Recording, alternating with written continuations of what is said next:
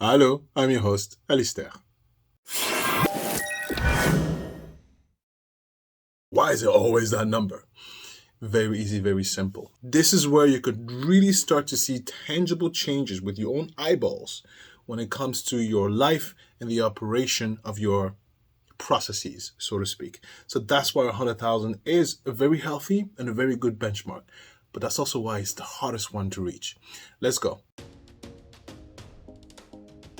So first, before I started my companies, I had a regular job. I went to school for molecular biology, I graduated, and I went to work for laboratories in New York City. So let's talk about my climb to $85,000 a year, and I think a lot of people don't do that. I asked for a raise as often as I could. When you go in front to ask for a raise, you have to go with data. You have to go with something tangible that the company or the employer or the manager can see, feel, taste, all that stuff, right? They need to see why you're asking me to give you more money. The first year I worked there, very easy because I got the job during the financial crisis. I was lucky enough to have the contracts and I was like, oh great, thank God, I got a job. So I kept my mouth shut and I worked for the first year. But after that, what happened is that I did a stellar job. I was an amazing worker. And I went there the second year and I was like, I want a raise. Why? Long story short, I asked for a raise every year. I was in my mid-20s and I changed industries and I went from the laboratory setting to literally the fitness industry. But I went in as a personal trainer, as a regular fitness professional. And so I took a massive pay cut. I went from $85,000 a year to $60,000 a year. Now, that $60,000 a year was me working crazy amount of hours. But at the very least, I was happier. So to give you more context as to why I changed, simply, I lost my zeal for the science. I lost my zeal for the laboratory. I was a little bit annoyed, overwhelmed. I was gaining weight because I was working like crazy. I just was very unhappy, and I made the decision to quit my job, save some money. I moved out of New York City because, I couldn't afford it. And I realized I can't live off my savings at least. You need to go out there and get at least a part-time job. And that's how I got into personal training. And it required me to work roughly to train 32 hours a week at the minimum to make that kind of money. And to give you a perspective, the gym at the time, the center I was working for, took a commission of 60%. So 60%. So I was making $60,000 and that was 40% because the gym was making 60%. So eventually that realization led to something very important.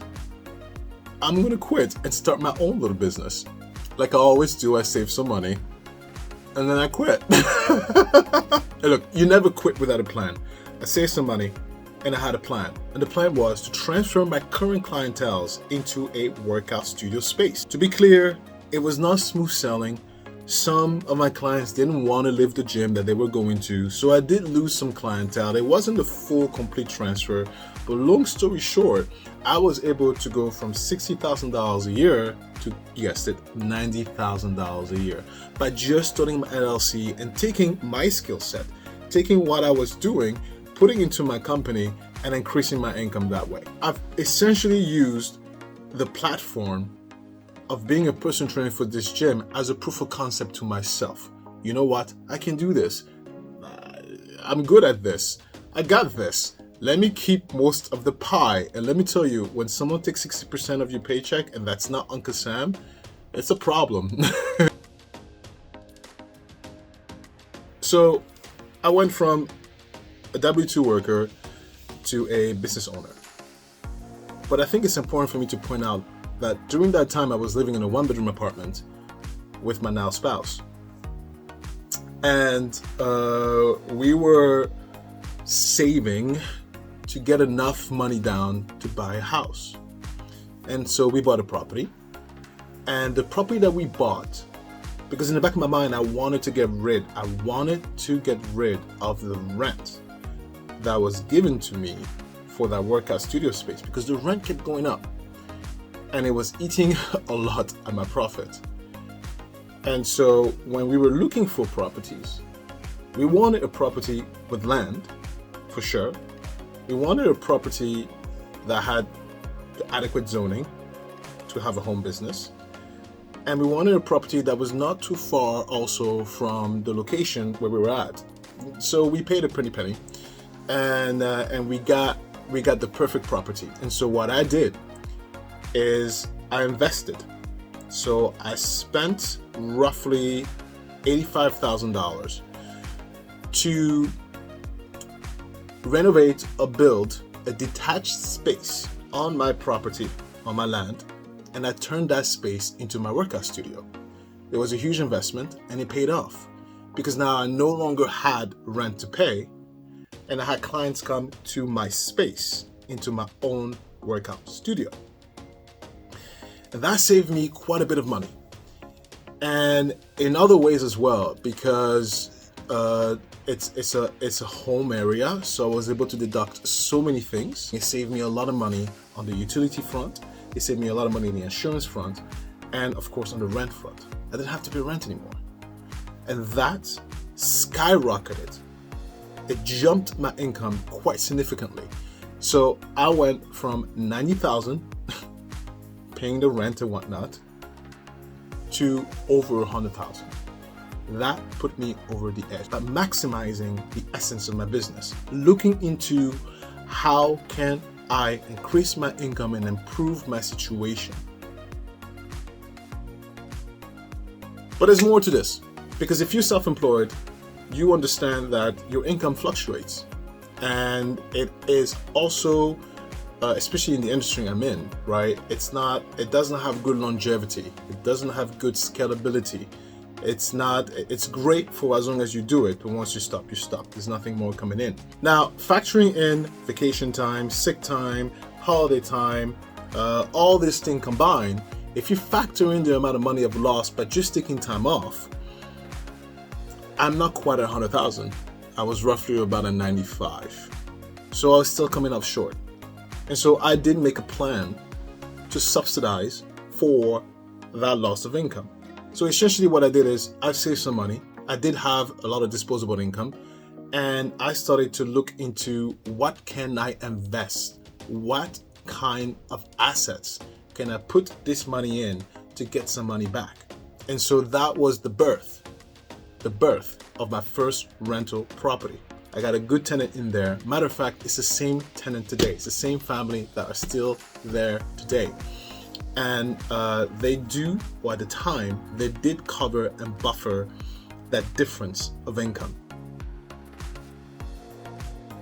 The most important takeaway here is, one, if you work in any industry, if you work for someone, ask for a raise.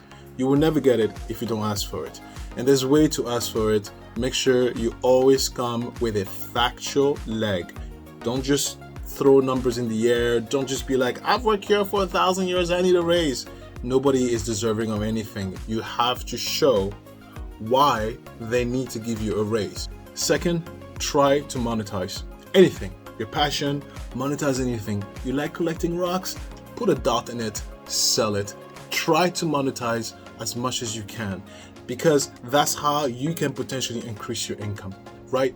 But also the action of thinking, what can I monetize? What can I monetize? How can I make more money? That action will actually lead, mostly will lead to something that you can bring back into the bank. Always good. Third, this is in conjunction with following an adequate budget. I can't stress that enough, okay? Think about where to place your disposable income. What asset class can you put your disposable income? The real reason why it's difficult to climb the $100,000 mark is because it requires time. It requires a lot of delayed gratification. It requires systematic, progressive overload when it comes to finances. So you have to systematically put one foot in front of the other. And that's difficult, especially in a world where oh my God, I worked so hard, I need a sandwich. Oh my God, I worked so hard, I need a vacation. You're not entitled to anything at all. I think that's a mindset everybody needs to have. Nothing is owed to you. You're not entitled to anything. No, you create your own situation, but you're not entitled to it. Anyway, that's it. Thank you so much. Press like, subscribe. I will see you next time. I'm your host, Alistair.